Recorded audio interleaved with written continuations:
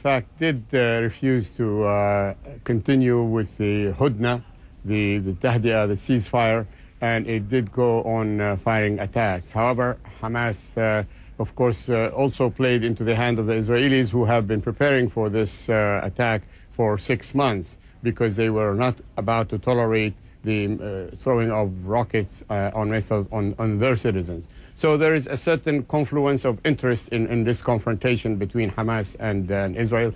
And the thing that I really do want to mention is that Hamas would like to have this to be considered an attack on the whole Palestinian people and the people of Gaza, and not an attack on Hamas. In fact, Hamas leadership is not engaged in this fight in any way, shape, or form. Even those who were killed were not engaged in a fight. They were hit by airplanes, by rockets from airplanes. So there is no actual fight. The people who really are suffering are the people of Gaza.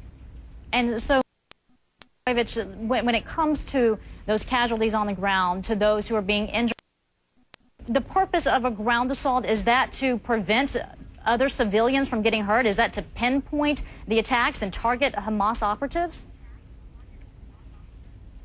Well, the targets that we have picked came after a long and thorough intelligence work for the past few weeks.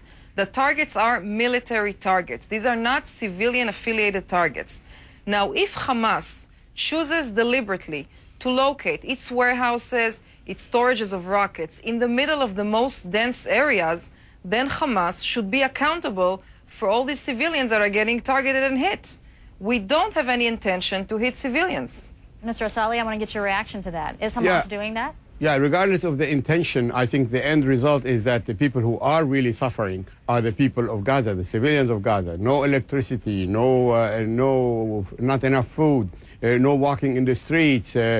People cannot keep their windows closed because they are afraid of concussions that will break the windows in a very cold weather. It's a very messy situation. Are they being used as human shields? Yes, of course. They are actually, at the end of the day, it's the civilians of Gaza who are playing into the hands of both combatants, and they're paying the price. All right, so how does this come to an end? Let me start with you, Mr. Asali. How do you end this? Okay, well, there has to be a ceasefire, and it has to, of course, neither reward Hamas and would also at the same time relieve the situation, the pre-existing situation in Gaza. One possibility is, of course, is a ceasefire that allows the PA, the Palestinian Authority, to monitor the crossings, the Rafah crossing in particular, as existed in an agreement that was signed in 2005.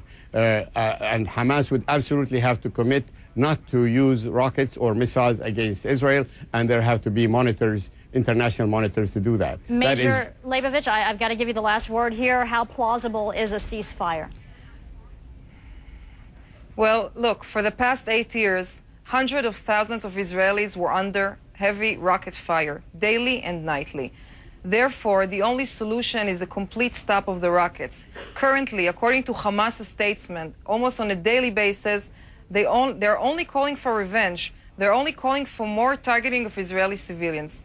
This is why we are in this operation. We cannot allow for a security situation like this to continue. So you're saying a ceasefire is not possible at this point? At this time, as we speak, 20 rockets were launched towards Israel today. Some of them were at major cities. Some of them were improved range Grad rockets. So the intentions are very obvious. This is not peaceful intentions. These are terror intentions. Major Leibovich and Ziad Asali, we do appreciate both your time today. Thank you so much. And Open House with Dr. Sanjay Gupta